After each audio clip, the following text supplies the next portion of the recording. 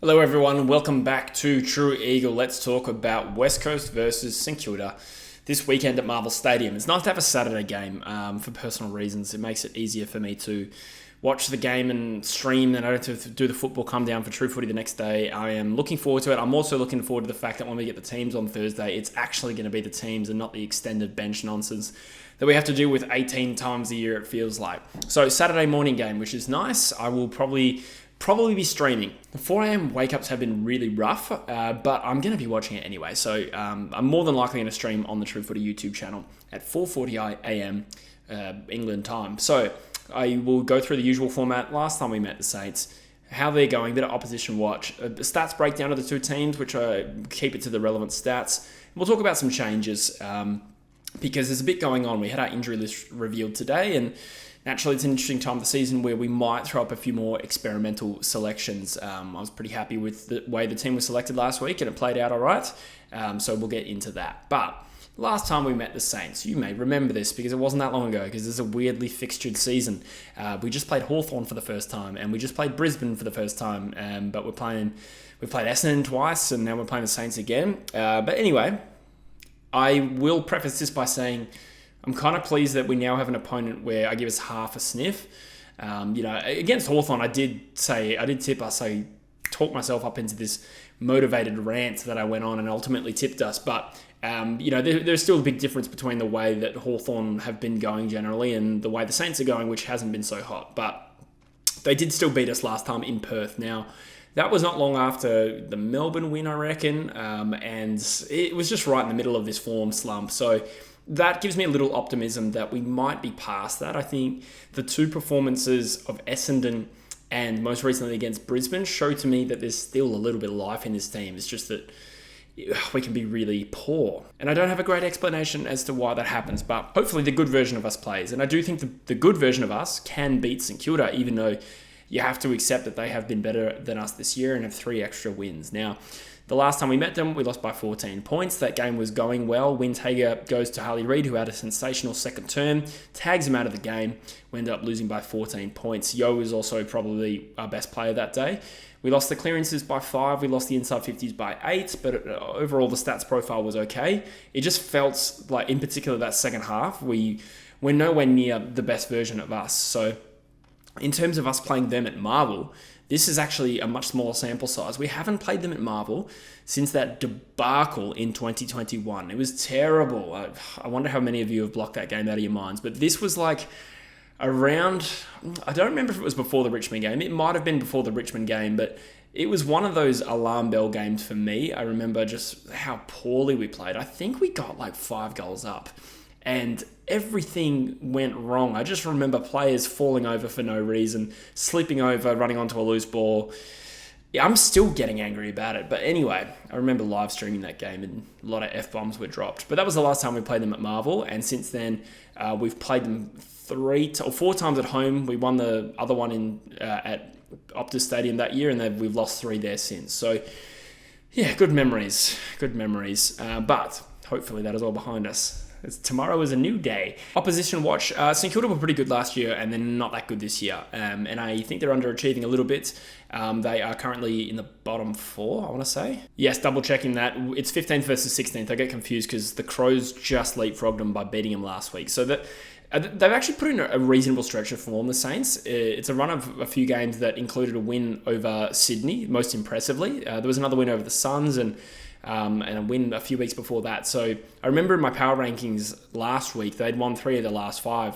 And then they were quite disappointing against the Crows. The Crows are not a great side. They can be tough to play away from home, but the fact that St Kilda kicked 5 goals 9, well, let's just say that it kind of went against a fairly good run of form up until that point. So we know they have no Max King. He's out for the season, which is unfortunate. And we know that Paddy Dow is a test for this game, which usually means he will play. The reason that's relevant is he won 9 clearances against us last time.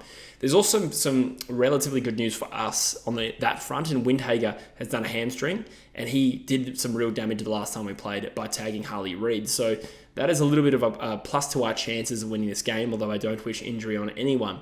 Philippou is also out with a hip, which I am, again, not pleased to see, but another player that has really improved after he got dropped and came back. And I noticed In the 2 games he played recently, he was in there. Well, I think in terms of average player rating per game, he was the second best Saints player in the 2 games that he played, which is impressive. So let's go through some general stats, a stats profile on the Saints. And like I said, I keep to the relevant ones. I want to see how good teams are at winning contested ball. I want to see how good they are at finding a loose ball. What are they like from scores from stoppage? What are they like from scores from turnover? And how good are they at getting the ball inside 50? And sometimes this is a predictor for us playing well against certain teams, although sometimes we don't, and it ultimately comes down to which West Coast shows up.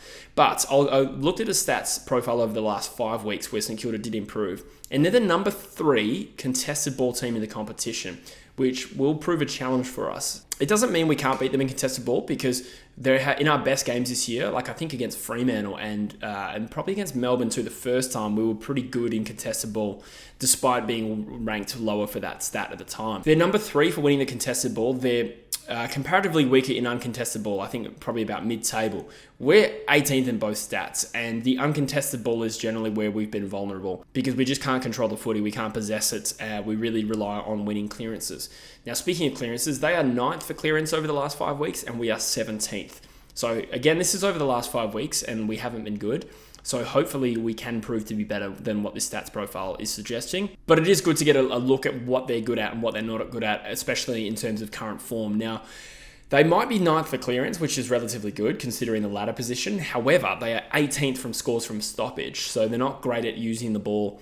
It's implied that they're not great at, getting the ball into a scoring scenario from a stoppage scenario. However, they're the 3rd best team from scores from turnover in that same period. And, remember early in the year, we were getting torn up at scores from turnover and back half footy, and we'll see how that goes. We're last in that stat, and we're just below mid-table from scores from stoppage, which is relatively good. And like I said, we're pretty much a stoppage-oriented midfield, uncontested ball, transition. That is where we suck. So they're actually worse than us at inside 50 differential, which is, I suppose, something to get excited about. They're 16th and we're a few spots higher. Again, this has been such a weakness for us that it's at least positive that we do something better than them over the last 5 weeks, considering as well how bad we've been. They're also a top 6 tackling side. We've actually moved up to 3rd last, considering this is also another huge gaping hole for us, the ability to tackle. We're the number 1 pressure act side, and I am just convinced that stat includes missed tackles because I don't feel like we're a very good pressure side. However, yeah, we've moved up a little bit in tackles, which is good considering, how bad we've been at that previously. All right, so let's get into some team stuff for this game. Now, we have our injury update that came out Tuesday, and we know that Petruccelli is fit. Having said that, he has missed 3 games now, and there's no waffle game this weekend, so I'm intrigued to see what they will do around that. I think 3 weeks is kind of hitting the point where you probably need to come back through the waffle unless you're an integral player, and I don't think Petruccelli is that. Brockman has a syndesmosis injury from getting his foot stepped on, and that sounds bad. I don't know if all syndesmosis injuries are bad. They seem to be. Some of them are like 3 months. I don't think that is necessarily the case here. They didn't give a timeline on it. They just said he'll miss this week. That could mean anything, especially with West Coast. They'll say, oh yeah, it is TBC, and they really mean late season. We know Duggan has a concussion as well. It looked like a nasty one, but again, no idea how to forecast. Regardless, he's definitely out with the concussion protocols. We also know Waterman has a bit of a sore knee, and he will have a fitness test this weekend, which will be interesting. So I don't know if he's available, but we know Duggan, Brockman are definitely not. And we know that McGovern is also 1 to 2 weeks away. We know that McGovern is 1 to 2 weeks away, which is crazy with a punctured lung. He's a warrior. So those are the outs. So if we need to replace Brockman and Duggan, those are the forced changes. We may have to replace Waterman. And we also could do something about Jermaine Jones, who only had 6 touches on the weekend. Now, we played well, and you could make the argument, don't make too many changes to a side that played well if they're unforced. However, we also are still needing to cycle through the list, and previously said that Jermaine Jones is almost certainly not going to be on the list next year, in my opinion. So why not give opportunity to some players who did play in the waffle? And as I said in my Brisbane review yesterday, there's a number of players that probably did put their hand up for selection this week. So here are some ideas for how we replace these players. Tyler Brockman, if we're replacing like for like, you could go Tyrell Dewar. He had 2 goals and 15 touches, I think, in the waffle, and has played AFL level before. And again, probably one of those players that could use a game, and I'd be happy to see that. Jai Cully could come in for Duggan. Cully has been really consistent in the waffle, And 2 goals, I think 21 touches, one of their best players in the Waffle team. Is it like for like? Not really. Duggan did play a little bit of midfield time, so we could go with that and then just, keep Jinby down back. I mean, he was already playing back. We need to shuffle the magnets a little bit there, which might be tricky. It's not quite like for like, but Cully could come in for Duggan. Then there's a question mark on Waterman.